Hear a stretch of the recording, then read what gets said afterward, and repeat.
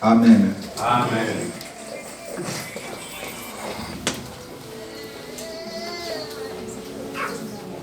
Papa, vous ça là-haut? Papa, c'est maintenant pour tout ça là-haut.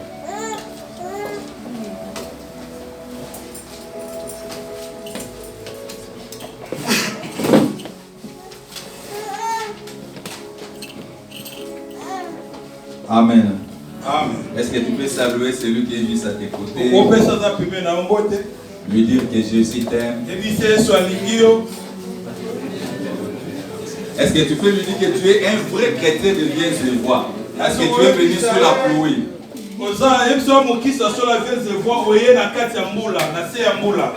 Amen. Hein? Amen. Pour beaucoup de gens, c'est déjà la raison. Il y avait la pluie, mais malgré la pluie, tu as pris les risques d'être ici.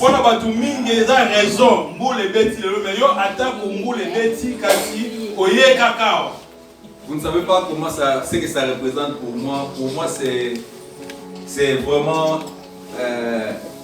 vous m'avez témoigné la confiance.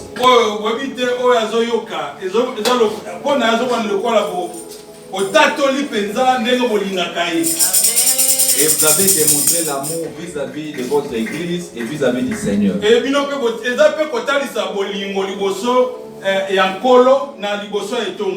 Le Seigneur vous bénira.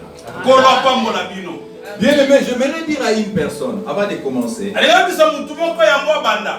qu'importe les moments difficiles que tu es en train de traverser, qu'importe des trahisons, qu'importe ce que les gens sont en train de dire, Dieu reste Dieu. Cela ne changera jamais le plan de Dieu dans ta vie. Si ce que les gens disaient de toi pouvait changer ton histoire, tu n'allais pas être un héros.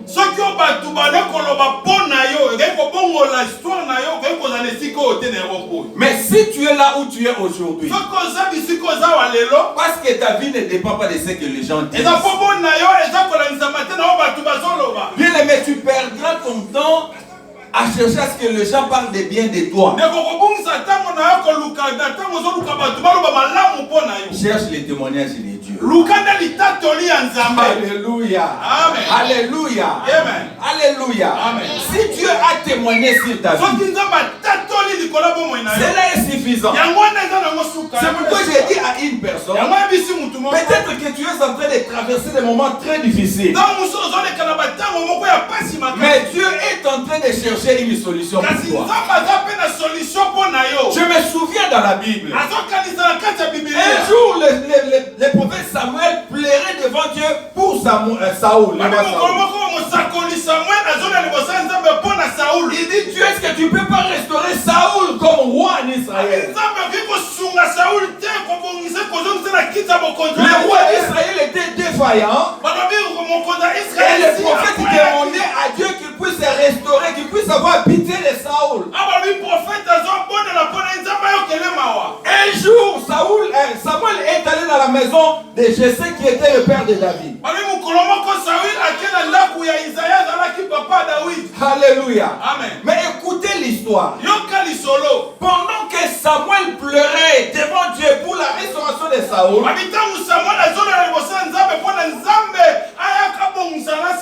Dieu a dit quelque chose de très important au prophète Samuel. Dieu lui a dit, pourquoi tu es en train de perdre ton temps à pleurer pour Saoul? Pendant que moi j'ai trouvé déjà quelqu'un qui doit le remplacer, qui doit accomplir toute ma volonté, qui doit amener Israël à la victoire.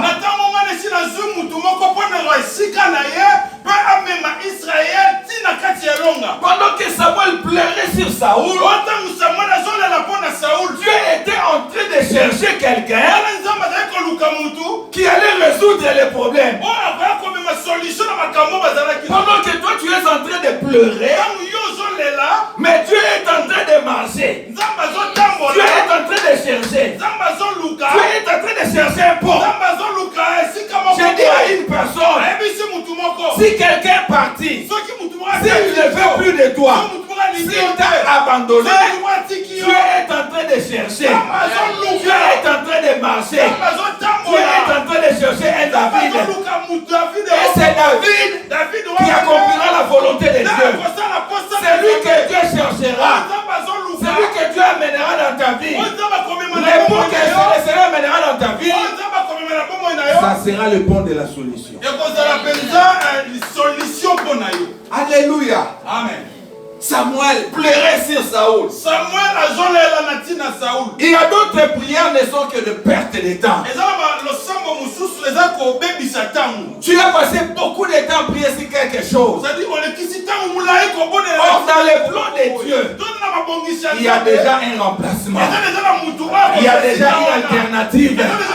Il y a déjà une solution préparée par Dieu. Pendant qu'il cherchait Saoul, mais il y a un David qui était dans des montagnes où Dieu l'a déjà choisi, où Dieu l'a déjà pointé et Dieu l'a amené pour être solution à Israël. Je déclare au nom de Jésus, il y a une solution que tu n'as pas encore vue. Il y a une porte que tu ne connais pas encore. Mais je déclare au nom de Jésus que le Seigneur ouvre cette porte. Que le Seigneur ramène cette personne dans ta vie. Bien aimé, il y a des personnes solutions. Et je déclare ce matin que le Seigneur amène cette femme solution dans ta vie. Que le Seigneur amène cet homme solution dans ta vie. Que le Seigneur amène ce boulot solution dans ta vie. Que le Seigneur amène cette opportunité. Il y a des opportunités. Mais je déclare ce matin, il y aura une opportunité. Tu n'as pas encore vu. Mais Dieu est en train de chercher. C'est pourquoi la Bible dit, ce sont des choses que l'œil n'a point vu, que l'oreille n'a jamais entendu. Des choses qui ne sont jamais montées dans le cœur de l'homme.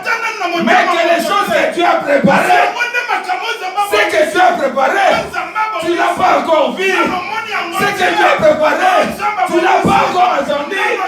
Ce que Dieu a préparé, ça n'a jamais monté dans ton cœur. Mais c'est quelque chose de bien. Tout ce que Dieu prépare pour nous, c'est la bénédiction. Ça a toujours été merveilleux. Ce que Dieu prépare pour toi, ça a toujours été merveilleux. Même si ta famille te trahit, même si tes amis te trahissent, bien aimé, la trahison fait très mal. Tu as un ami qui te trahit, ça fait très mal. Vous avez quelqu'un qui fait des témoignages que tu ne connais pas, ça fait très mal. Vous savez, surtout nous les enfants de Dieu, ça fait trop mal, particulièrement nous par exemple les hommes de Dieu. Tu vois que celui-ci il est en train de mentir, mais tu ne peux pas réagir. Tu dis seulement que le Seigneur le bénisse. Mais tu vois qu'il est en train de mentir sur moi. Mais est-ce qu'il faut que je me bagarre avec lui? Non, j'accepte. Ok. Que Dieu me pardonne, j'ai pris ça. Mais ça fait mal. Alléluia. Amen. Alléluia. Amen. Je lis dans la Bible. J'ai vu un homme comme Samson. Un jour, ses frères de Juda sont allés vers lui. Ils l'ont ligoté. Ils ont dit non, tu es en train de te compliquer notre paix. Nous voulons aller te livrer chez les Philistins. Comme ça l'ensemble du pays sera en paix.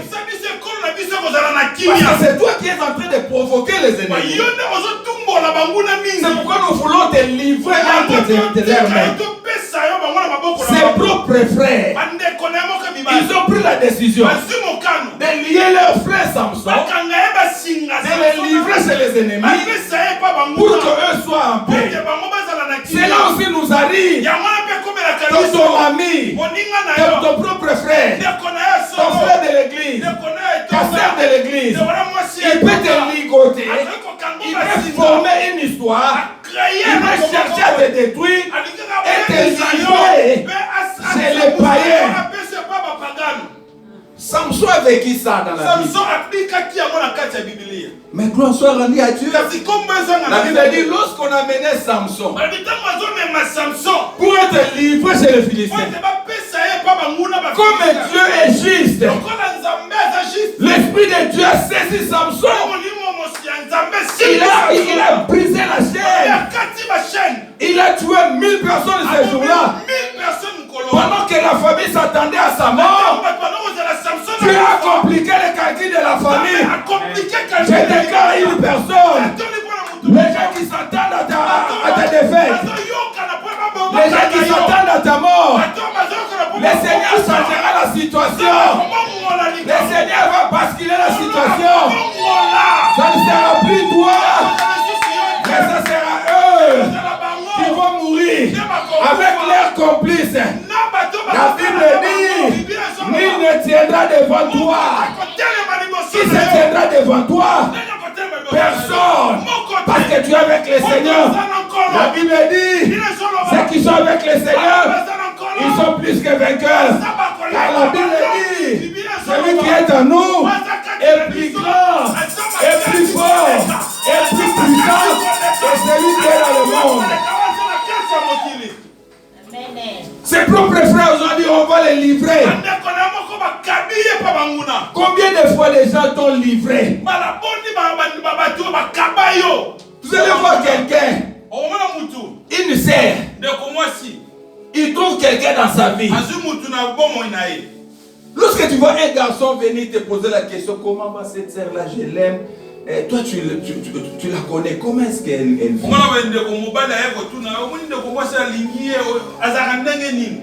Mais pourquoi tu veux détruire ta sœur? Pourquoi donner un mauvais témoignage? Nous sommes famille. Alléluia. Nous devons nous protéger. Donne un bon témoignage. Parle à ta sœur. Si tu trouves quelque chose qui ne va pas, parle à ta soeur. Arrange cette histoire pour que ta soeur puisse trouver aussi sa bénédiction. C'est ça l'église. Nous sommes un endroit de la bénédiction. Alléluia. Même lorsque Dieu disait que David est l'homme selon son cœur. Mais David n'était pas parfait. Mais il était le cœur de Dieu. Mais pourquoi tu veux que ta soeur, ton frère soit parfait pour que tu l'aimes? Le problème c'est l'amour.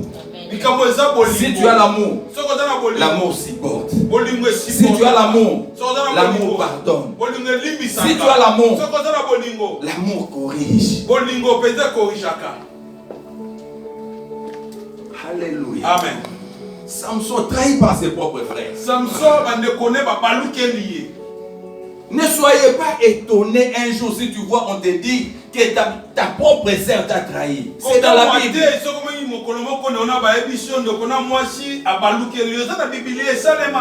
Oh. Un jour, j'ai vu quelqu'un me dire, oh, en tout cas, moi, je vais abandonner l'église. On m'a dit, tel avait parlé mal de toi. Et mal de moi, vraiment, je dois quitter l'église.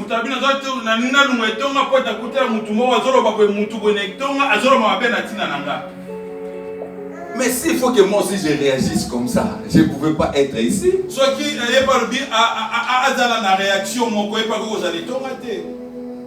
Je dois abandonner. Comme j'ai toujours témoigné, un jour, il y a une maman, elle est déjà partie. Elle est venue me voir pour me dire, apôtre, je veux voyager, que tu pries pour moi. Elle m'a même laissé son document pour que je prie parce qu'elle voulait voyager.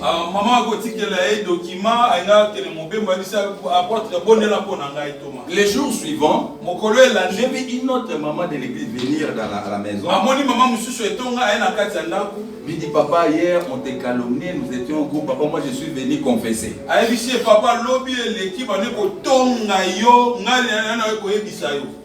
Moi je suis venu confesser, moi aussi j'étais parmi eux, on parlait beaucoup de choses.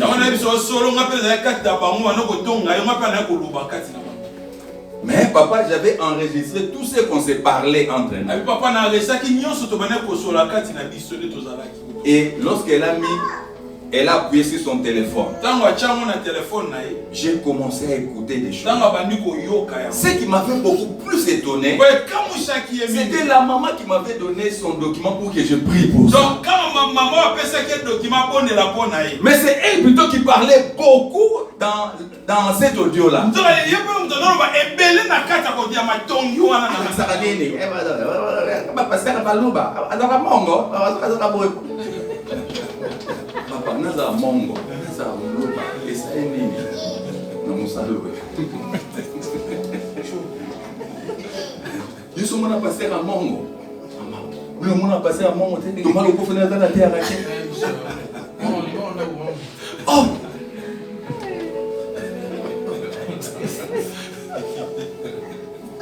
Ngata la keka bomo. Na pasteur mongo ngata ndika ba. Baba pe côté muso azanga mulu ya mwana ngamba mabula ta balu do so tele penda kimu do ada fui mabe mulu bana mungana ba obimisa muyombe ya muto zo ba muto ototikela yo mikanda osambela poya liga beta akota est-ce que vous comprenez comme to kuta na nango mais il faut avoir un cœur makambo esengo za motema munene.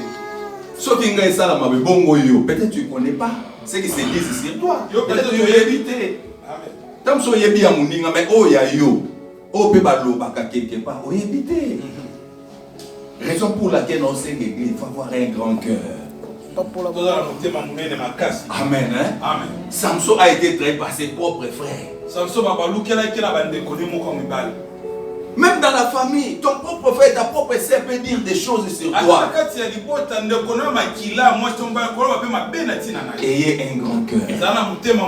Je ne sais pas pourquoi le Seigneur me met ça à cœur. Peut-être qu'il y a quelqu'un dans les jours à venir, il va croiser ces histoires. Il faut avoir un grand cœur. Le diable ne te laissera jamais en paix. Il cherchera toujours quelque chose pour te mettre mal à l'aise. Mais soyez connectés. Regardez Dieu. Dieu a un plan merveilleux pour nous. Amen. Hein? Amen. Aujourd'hui, rapidement, je vais parler d'un thème très important, délivrer pour servir.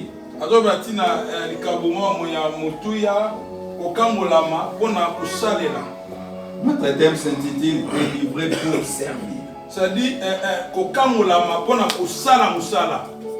Luc chapitre 1er. Luc 1er. Si quelqu'un peut commencer, verset 67 jusqu'à 75. 75 comme disent les Belges. Luc chapitre 1er, verset 67 jusqu'au 75e verset. Ok. Luc 1er, 67 jusqu'à 75. 67 ans. J'ai lu au nom de Jésus. Zacharie, son père, fut rempli du Saint-Esprit et il prophétisa en ces mots. Béni soit le Seigneur, le Dieu d'Israël, de ce qu'il a visité et racheté son peuple. Et nous a suscité un puissant sauveur dans la maison de David, son serviteur. Comme il l'avait annoncé par la bouche de ses saints prophètes des temps anciens, un sauveur qui nous délivre de nos ennemis et de la main de tous ceux qui nous haïssent. C'est ainsi qu'il manifeste sa miséricorde envers nos pères et se souvient de sa sainte alliance, selon les serments par lesquels il avait juré à Abraham notre père, de nous permettre, après que nous serions délivrés de la main de nos ennemis, de les servir sans crainte. Répète encore ce verset. De nous permettre, après que nous serions délivrés de la main de nos ennemis, de les servir sans crainte, en marchant devant lui dans la sainteté et dans la justice tous les jours de notre vie. Que Dieu bénisse sa parole. Amen. Amen. Mes amis, délivrer pour servir. Je lis quelque part, la belle-mère de Pierre était malade.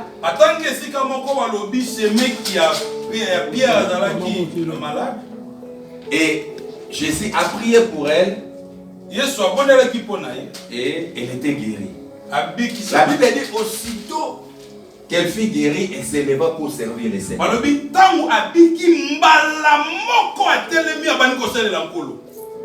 Dieu nous accorde la délivrance, c'est pour les servir. Suivez-moi très bien. Genèse chapitre 15, la Bible parle d'une alliance de Dieu avec Abraham. Dans Genèse 15,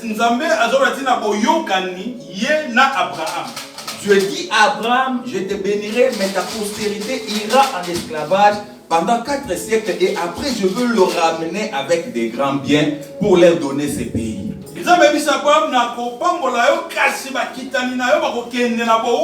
Après 400 ans, vous savez, quelque chose m'a intéressé dans la lecture de la Bible. Dieu il parle à un homme qui était prospère. Et mais Dieu ne dit pas à Abraham que ta postérité héritera ta richesse. Non.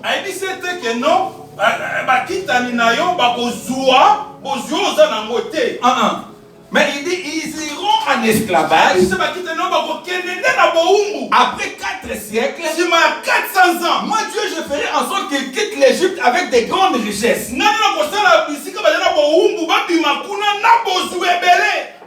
Oh, lorsque une personne travaille dans sa vie, il cherche l'argent pour son héritage. Mais ici Dieu dit à Abraham, ta postérité aura l'argent après avoir été dans l'esclavage. Ça dit ça ne sera pas ton argent et ta poche, non. Il bénéficie de ta bénédiction, mais ça ne sera pas ton argent. Mais moi-même Dieu, je vais travailler à ma manière pour leur donner la richesse lorsqu'ils quitteront l'Égypte. Écoutez mes amis, j'aimerais dire à une personne, peut-être tu te bats pour tes enfants. Peut-être tu te dis, il faut que je construise des maisons pour eux. Ce n'est pas mauvais. Mais j'aimerais te dire une chose. Ce n'est pas tout ce que tu fais. Tes enfants en bénéficieront forcément. Amen. Alléluia. Amen. Il y a des gens qui disent, moi je vais tout faire pour mes enfants. C'est qui est bonne chose. Mais vous n'avez pas de garantie que si tes enfants, 10 ans après ta mort, 5 ans après ta mort, ils bénéficieront de ces richesses-là. Nous n'avons pas une garantie. Mais Dieu dans sa souveraineté, il dit à Abraham, ta postérité, après 4 siècles de souffrance, moi-même Dieu, je vais leur passer, je vais les faire passer par là. Après la souffrance, je bénirai les enfants d'Israël. Ils trouveront grâce à l'Égypte. Les gens leur donneront de l'or. Rien que par la grâce. Abraham, tu ne seras plus là. Mais la grâce de Dieu continuera à fonctionner sur tes enfants. Je déclare à une personne, même si tu n'as pas laissé de l'argent, même si tu n'as pas laissé de maison, mais le plus important, plus que la grâce de Dieu soit au rendez-vous de tes enfants, que la grâce de Dieu puisse continuer à travailler. La grâce cherchera de l'argent pour eux. La grâce cherchera des solutions pour eux. Même si tu n'es plus là, mais la grâce sera toujours permanente. Amen. Tu n'es pas ici, tes enfants sont très loin. Mais la grâce est là, Kinshasa. La grâce est là quelque part en train de contrôler tes enfants. Ce n'est pas ton argent. Même si tu envoies 200 €, cela n'est pas suffisant. Parce que si un enfant lui donne la sorcellerie, ce n'est pas les 200 € qui vont empêcher, mais c'est la grâce de Dieu qui sera là pour empêcher, afin que ta fille ne soit pas ton frère, afin que ton enfant ne puisse pas mourir. La grâce de Dieu sera au rendez-vous. Je ne suis pas là, mais la grâce est là. Nous ne sommes pas là, mais la grâce est là. Amen. 4 siècles. 400 ans. Toi, tu ne seras plus là. Mais la grâce sera là avec eux. Lorsqu'ils seront vers les Égyptiens, ils leur donneront de l'or facilement. Toi, tu ne seras pas là. Ce n'est pas ton argent de poche, Abraham. Je n'en ai pas besoin. Comme j'ai été une source pour toi, je serai aussi une source de bénédiction pour eux. J'aimerais dire à une personne, le Dieu qui t'a connu dans ces pays, le Dieu qui te bénit, le Dieu qui te protège, il sera aussi le même Dieu qui protégera tes enfants, qui bénira tes enfants, qui va les mettre en sécurité, qui sera avec eux tous les jours de leur vie. Quand même tu ne seras plus là, tes enfants seront sécurisés par Dieu, parce que la grâce sera au rendez-vous. Amen. Vous savez pourquoi? Parce que Dieu voulait aider la postérité d'Abraham pour ne pas prendre en vain la bénédiction de Dieu. Vous savez, s'ils avaient reçu directement des bétails auprès d'Abraham, pour eux, ils n'allaient pas respecter cette bénédiction parce qu'ils l'ont eu dans la facilité. Toute bénédiction qu'on acquiert dans la facilité, on la néglige. Mais la bénédiction que vous avez acquise avec tant de sacrifices, on la garde jalousement. On la protège. C'est pourquoi vous avez vu Moïse, lorsqu'il était monté à la montagne, Dieu a fait quelque chose. Dieu a commencé à parler. Dieu a donné les 10 lois. Et la Bible dit Dieu lui-même avait taillé les 2 tablettes. Dieu lui-même a écrit des choses. La Bible dit il a remis ça à Moïse. Et Moïse a pris le 2 tables de pierre où était écrit, mentionné le loi de Dieu. En descendant la montagne, il a dit les enfants de Dieu, les enfants d'Israël faisaient certaines choses qui étaient vraiment mauvaises. La Bible dit Moïse s'est mis en colère, il a cassé le 2 tables que Dieu lui-même avait taillé et écrit.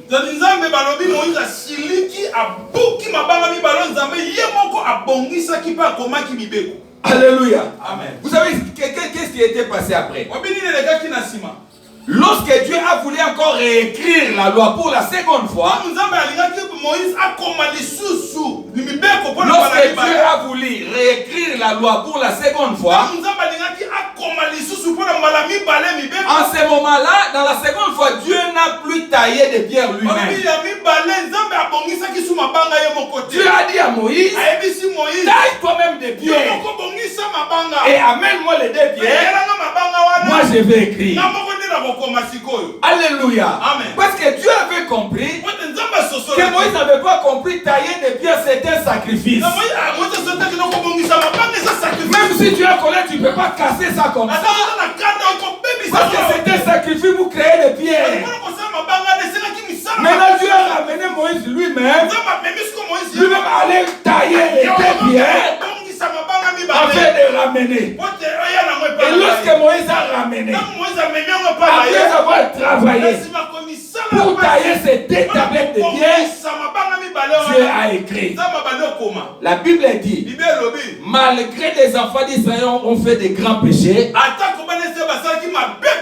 Moïse n'avait plus jamais cassé. Vous savez pourquoi? Parce qu'il connaissait le coût du sacrifice. Il savait que pour avoir ces dettes, ça m'a coûté beaucoup d'énergie. Je dois protéger le fruit des sacrifices.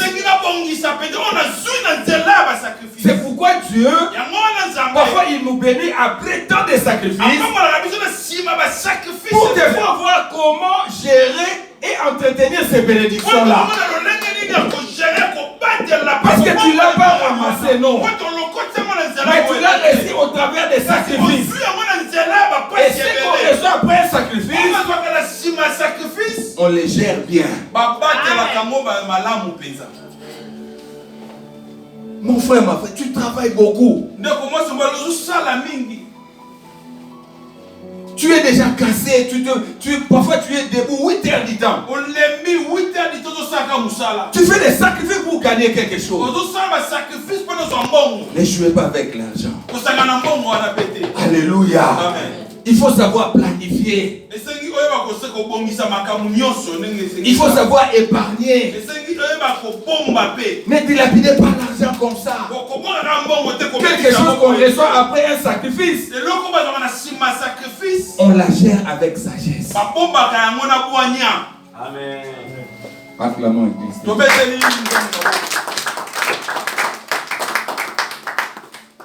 Alléluia. Amen. Un grand sacrifice. C'est pourquoi même l'église, si vous lisez Acte chapitre 20, verset 28, la Bible dit l'église que le Seigneur s'est acquise par son propre sang. C'est-à-dire l'église est le fruit du sacrifice du Seigneur sur la croix. C'est pourquoi ces jours-là, lorsque l'apôtre Paul allait à Damas pour aller persécuter des chrétiens, à ce moment-là, il n'était pas encore apôtre, il était Saul. Pendant qu'il avançait pour aller combattre, mettre en prison les chrétiens de Damas, il a écouté une voix. Le Seigneur a parlé. Saul, Saul, pourquoi me persécutes? Pourquoi tu veux me déranger? Pourquoi Jésus avait pris la défense de l'église? Parce qu'il a acquis avec sacrifice. Il a versé son sang sur la croix Golgotha. Personne ne peut déranger l'église. C'est pourquoi dans la promesse de l'église, il est écrit: tu es pierre sur cette pierre, je bâtirai mon église. Les portes de séjour des morts ne reviendront jamais sur l'église. Comme le Seigneur a acquis l'église par le sang, il était lui-même le défenseur de son sacrifice. L'église est le fruit du sacrifice. Et le Seigneur est là pour le pour défendre le sacrifice. C'est pourquoi j'ai dit aujourd'hui, personne ne te touchera parce que tu es le fruit du sacrifice. Jésus est allé à la croix pour toi. Il a donné sa vie pour toi. Il a accepté la honte pour toi. Il a versé le sang pour toi. Personne ne te touchera. Il sera là pour défendre son sacrifice. Toi, tu es le fruit de son sacrifice. Le Seigneur t'a pris à la croix. Il a versé le sang. C'est pourquoi la Bible dit, pendant que nous dormions, lui, il prépare notre pain. Parce qu'il est là à tes côtés. J'aimerais dire à une personne, aucun sorcier ne te touchera. Personne ne te fera du mal. Car tu es le fruit du sacrifice. Tu es le fruit du sacrifice. Le Seigneur t'a pris à la croix. Il a versé le sang à la croix pour toi. Personne ne peut mettre sa main sur toi. C'est pourquoi la Bible dit, ne touchez pas à mes ouais. Ne faites point du mal à mes prophètes. Personne ne peut te toucher. Car tu es témoin du Saint-Esprit. Tu es le fruit du sacrifice. Même la maladie ne t'atteindra pas. La malédiction ne t'atteindra pas. Aucune flèche de la journée ne t'atteindra. Car le Seigneur te protégera. Tu es le fruit du sacrifice. Il est là tout autour de toi. La Bible dit ceci. Celui qui est dans ma main, personne ne peut le toucher. Dans personne là, il y a la maladie. La personne ne peut te toucher. Il y a la pauvreté. La personne ne peut te toucher. Il y a la malédiction. Je déclare aujourd'hui, tu es entre les mains de Dieu. Personne ne pourra te toucher. Ni à tes enfants, ni à ton business, ni à ton mariage. Personne ne pourra te toucher. Ils viendront 10 000. Ils tomberont à droite. 1000 à gauche. Tu ne seras pas à terre. Je déclare à une personne, ta vie est cachée en Jésus, dans les lieux célestes. Personne ne pourra te toucher, car personne ne pourra tuer Jésus pour toucher à ta vie. La Bible dit, Jésus était mort, il est ressuscité, il vit pour l'éternité. Personne ne pourra le tuer pour avoir accès à ta vie. Quand personne ne pourra le tuer, personne ne pourra te toucher, personne ne pourra te déranger, personne ne pourra t'humilier, car tu es sous la protection de Dieu. Amen. Amen. Dites à ton voisin, tu es sous la protection.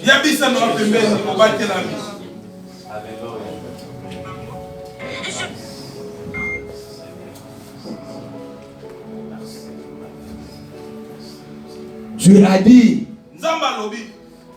je ferai quelque chose.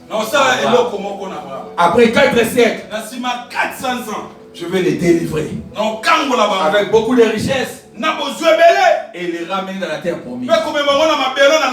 Lorsque Moïse est venu, Exode chapitre 3, pour l'accomplissement de la prophétie que Dieu avait faite à Abraham, Dieu apparaît à Moïse. Il dit à Moïse, je suis descendu vers vous. Je viens te charger pour aller délivrer le peuple. J'ai écouté un cri. J'ai écouté comment ils ont beaucoup pleuré. Je t'ai choisi Moïse pour aller les délivrer. Moïse a commencé à poser des questions. Mais si je vais là-bas, ils ne vont pas m'accepter. Ils vont dire qui suis-je? C'est le Dieu qui m'a envoyé. Dieu révèle quelque chose. Il dit à Moïse, c'est moi qui t'envoie. Parce que je veux que ces peuples puissent sortir de l'Égypte. Regarde les signes. Que tu sauras que c'est moi qui t'ai envoyé. Après leur délivrance de l'Égypte, vous servirez Dieu dans cette montagne où je t'ai monté. Ça sera le signe que c'est moi qui t'ai envoyé. Après la délivrance de l'Égypte, vous n'entrerez pas directement à la terre promise, mais vous servirez d'abord ici à la montagne. C'est-à-dire quitter l'Égypte et aller à Canaan. Il y a l'intervalle. Quel est cet intervalle? C'est servir l'Éternel Dieu des armées. Alléluia. Alléluia. Nous sommes délivrés pour servir le Seigneur. Amen. Amen. Oh. Donc ce n'est pas quitter l'Égypte pour aller à la terre promise, mais pour venir servir ici dans cette montagne. Le plan caché de Dieu. Abraham savait que ses enfants quitteront l'Égypte pour rentrer à la terre promise. Mais Dieu est venu compléter la vision de Moïse. Ils quitteront l'Égypte. Mais après ils me serviront d'abord. Et après ils entreront dans la terre promise.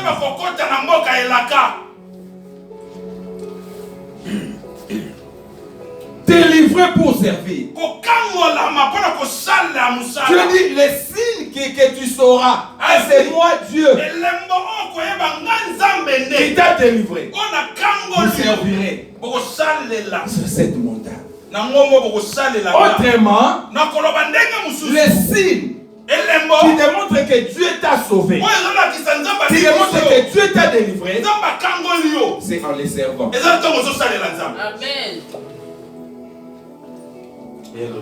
Amen. Il n'y a aucun autre signe qui peut prouver l'authenticité de de ta délivrance,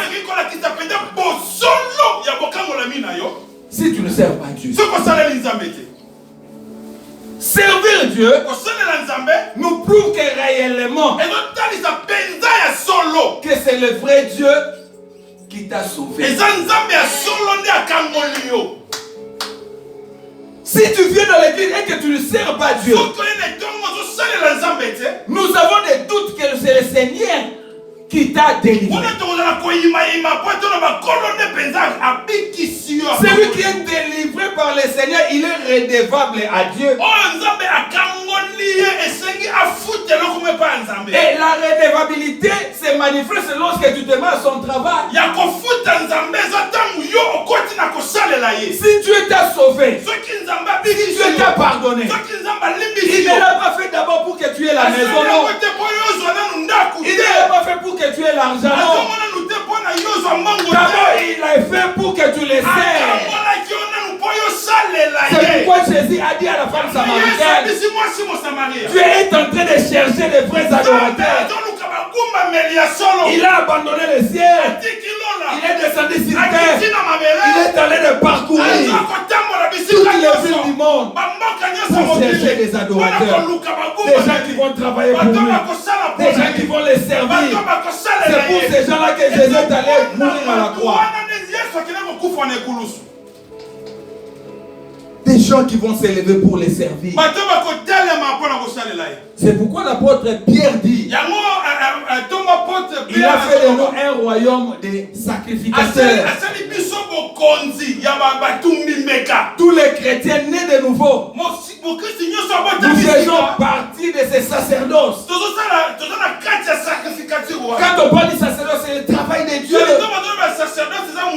Tu ne peux pas être sauvé et ne pas travailler pour le Seigneur. Nous sommes sauvés pour servir. Nous sommes délivrés pour se mettre oranger à côté du Seigneur pour les servir. C'est pourquoi un jour, l'apôtre Pierre a posé la question à Jésus en disant, Seigneur, nous avons tout abandonné. Nous t'avons suivi pour te servir. Écoutez la réponse de Jésus.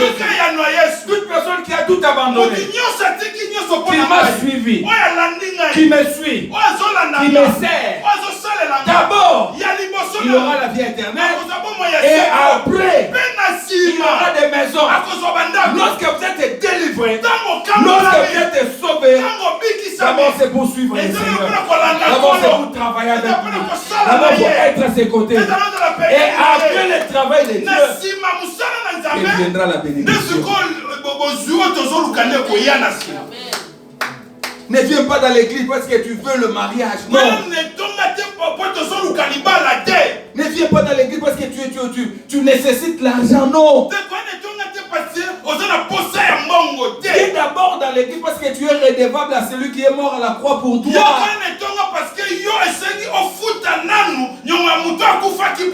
Et la meilleure façon de le faire, c'est lorsque vous vous mettez à son service.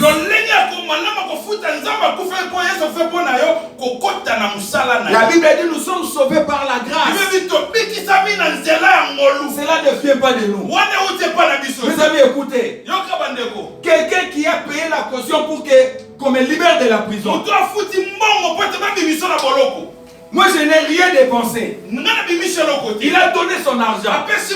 Il a payé ma dette pour que je sois libéré. Et après la liberté, tu ne manifestes pas la reconnaissance. Servir Dieu, c'est la reconnaissance vis-à-vis de celui qui nous a sauvés par la grâce. Nous n'avons rien contribué au salut. 100% c'est l'œuvre de la croix que nous nous sommes sauvés. Nous avons seulement obéi en retour de ce qu'il a fait pour nous. Nous devons travailler pour lui. Lisons un verset ici.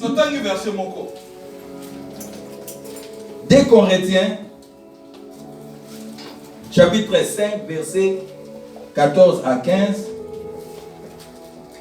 Et quelqu'un d'autre nous prépare 1 Corinthiens 6, 19, 20.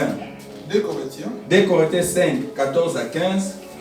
Et l'autre nous aide avec 1 Corinthiens 6, 19 à 20. Suivez cette lecture.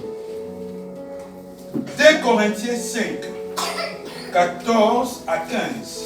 Je lis au nom de Jésus. Amen. Car l'amour de Christ nous presse. Parce que nous estimons que si un seul est mort pour tous, donc tous sont donc morts. Et qu'il est mort pour tous, afin que ceux qui vivent ne vivent plus pour eux-mêmes, mais pour celui qui est mort et ressuscité pour eux. Ah! Alléluia! Amen.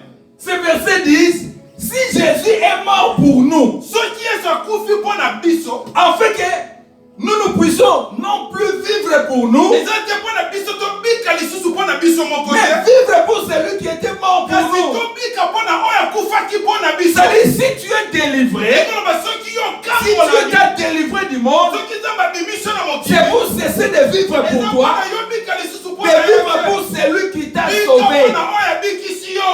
Qui t'a sauvé? C'est Jésus-Christ de Nazareth. Yesu Christ de Nazareth. C'est-à-dire, toi, tu ne peux plus vivre pour toi. Tu dois vivre pour lui. C'est lui qui était mort pour toi. Parce que la Bible dit, le salaire du péché, c'est la mort. Mais les dons gratuits de Dieu, c'est la vie éternelle en Jésus. Moi qui méritais la mort par les péchés, mais Dieu m'a fait un don de vie au travers de la personne de Jésus. C'est-à-dire de moi-même je suis mort, mais en Jésus je suis vivant. Donc si je vis, si je marche, c'est pour Christ.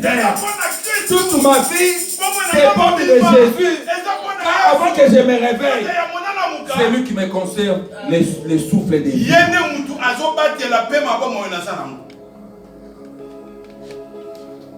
Deuxième verset. 1 Corinthiens.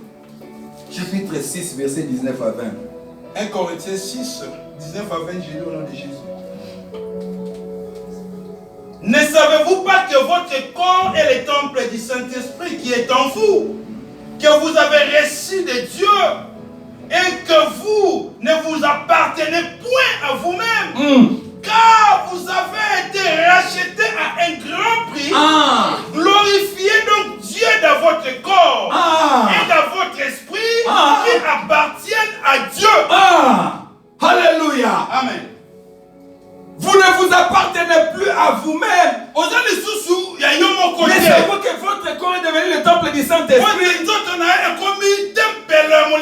Mais savez-vous que votre corps est devenu un membre de son corps? Vous ne vous appartenez plus à vous-même. Vous appartenez à Jésus. C'est pourquoi même ton corps n'appartient plus à toi. Tu ne peux pas te décider comme tu veux. Ton corps appartient à Jésus. Ton salaire appartient à Jésus. Tes enfants appartiennent à Jésus. Ta force appartient à Jésus. Tout ce que tu as reçu, c'est par la grâce. Ça ne t'appartient pas. Ça appartient à Jésus.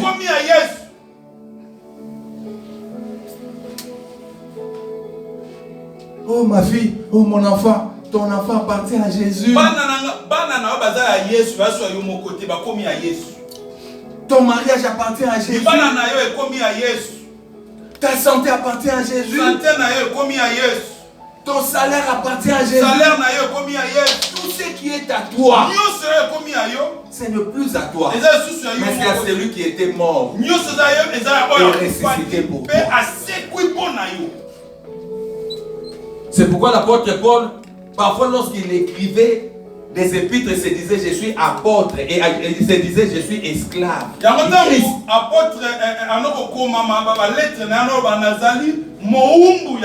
Lorsqu'il parlait, il se présentait comme esclave, ça veut dire je n'ai pas de volonté. Je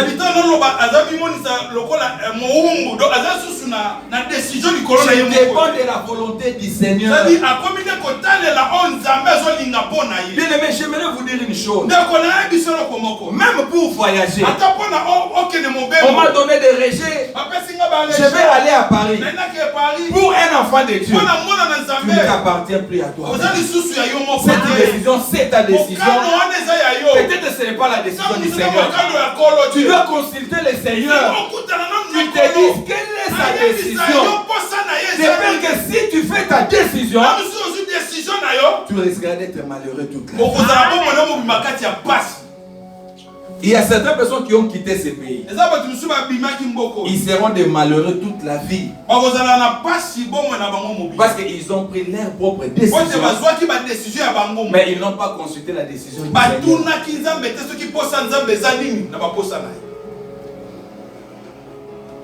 Alléluia. Amen. Un enfant de Dieu, il ne dépend plus de lui-même. Non, je vais quitter, je vais faire ça, je vais... Non! Ta vie appartient à Jésus. Oui, le Seigneur. Seigneur, quelle est ta volonté? Car il a dit dans sa parole, il est le chemin, il est la vérité, il est la vie. David il dit, l'Éternel est mon berger, je ne manquerai de rien. Il me conduit vers des verts pâturages. C'est le Seigneur qui conduit vers les verts pâturages. Ce n'est pas toi qui te conduis, mais c'est le Seigneur qui conduit. C'est lui qui connaît les bons endroits. C'est lui qui connaît la bonne personne. C'est lui qui connaît les bonnes adresses. Ce n'est pas toi. C'est pourquoi il a dit, lorsque le Saint-Esprit viendra, il vous conduira. Non pas ma conscience, non pas mon intelligence, mais que le Saint-Esprit nous conduise.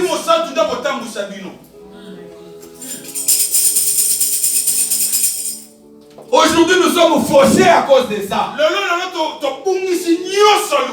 Tu es un enfant de Dieu.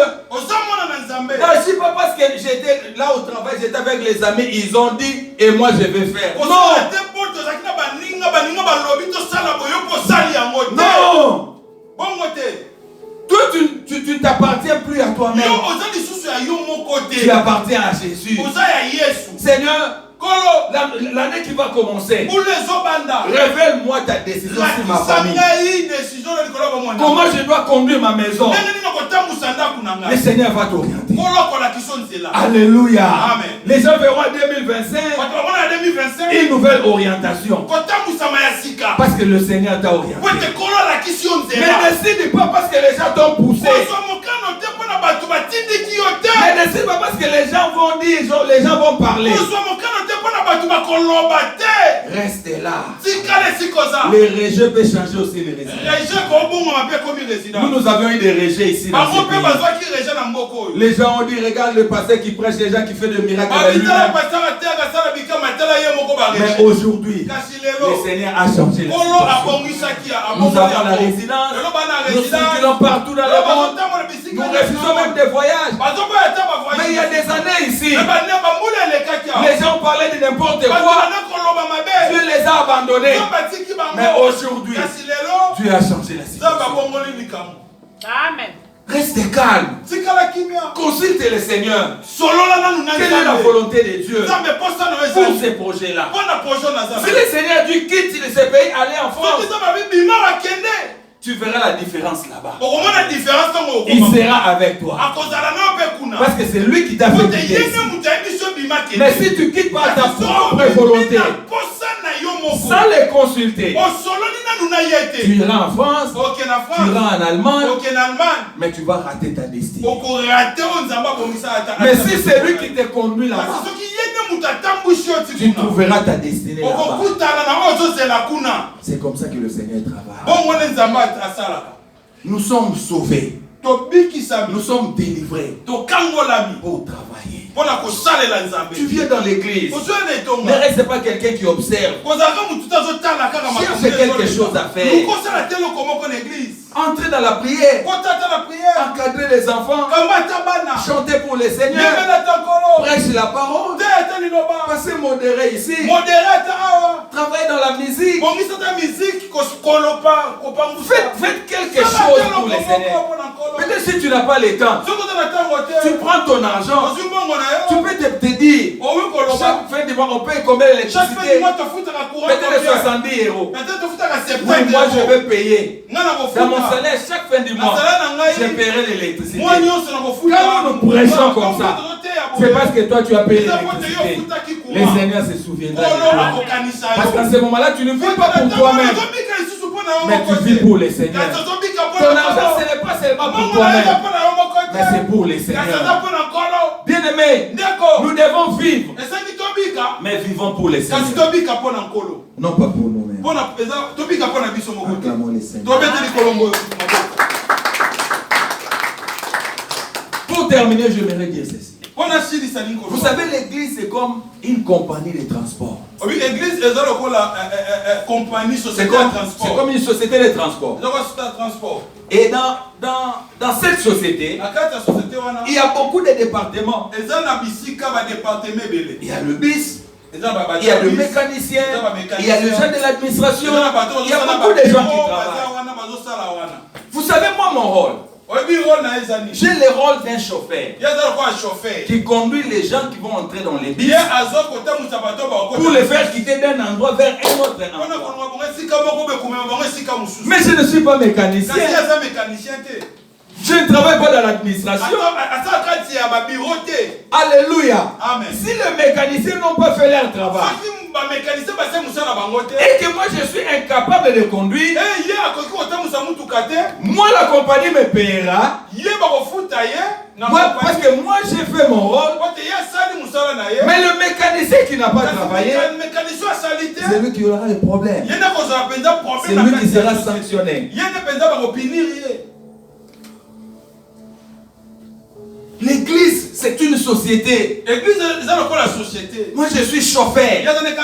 Je vous conduis quelque part. Mais je ne suis pas mécanicien. Je ne travaille pas dans l'administration. Peut-être que c'est ton travail. Ensemble, nous allons faire fonctionner la société. Il y a des gens qui vont vérifier le moteur, ça va ou pas.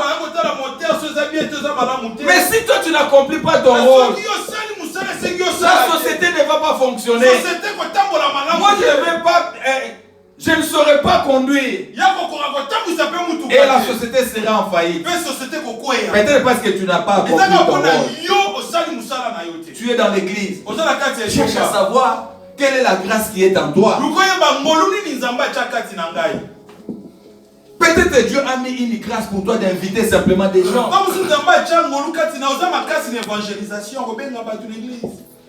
Il y a des gens comme ça. S'il appelle des gens viennent facilement. C'est sa grâce. Il ne prie pas beaucoup, mais il a une grâce.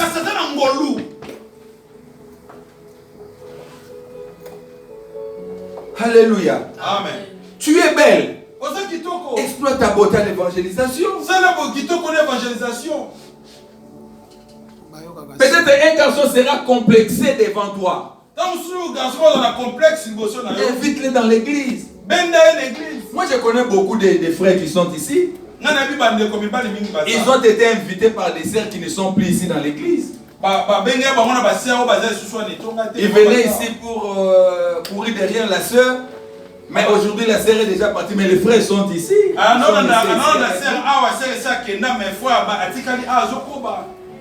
Alléluia. Alléluia. C'est-à-dire la sœur, il a approché la sœur l'a invité dans l'église. Et après le frère a compris que je vais me concentrer à Dieu et à l'œuvre de Dieu.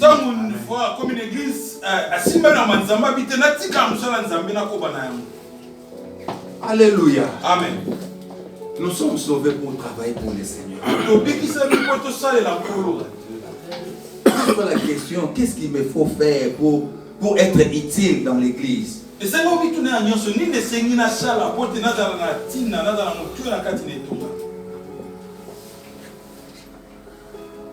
Tu peux prendre la décision, prier.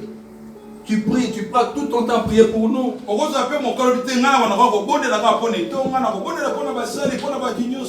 Personne ne connaît, mais tu es dans ta maison. Chaque nuit, tu es là, à genoux, tu pries pour l'église. C'est aussi servir Dieu.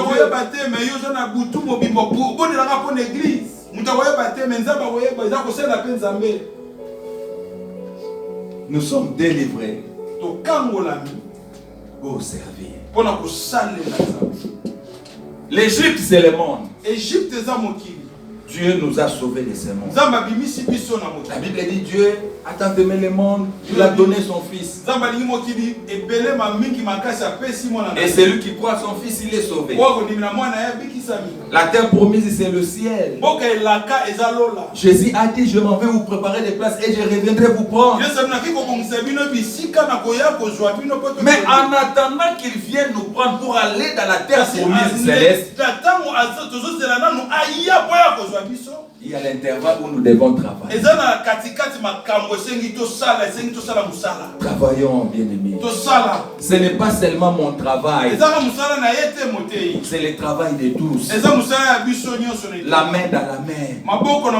Il y a des moments où je me sens aussi fatigué. J'ai besoin de ta prière. J'ai besoin de ton conseil. Alléluia. L'ennemi ne peut jamais être content qu'on se réunisse comme ça, qu'on adore le Seigneur. Peut-être ma prière ne suffit pas, mais j'ai aussi besoin de ta prière. Qu'on se mette ensemble et qu'on prie pour que cette œuvre puisse avancer. Et le Seigneur nous bénira. Alléluia. Amen. Inclinons nos têtes. Dites maintenant à Dieu, Seigneur, tu m'as sauvé pour te servir.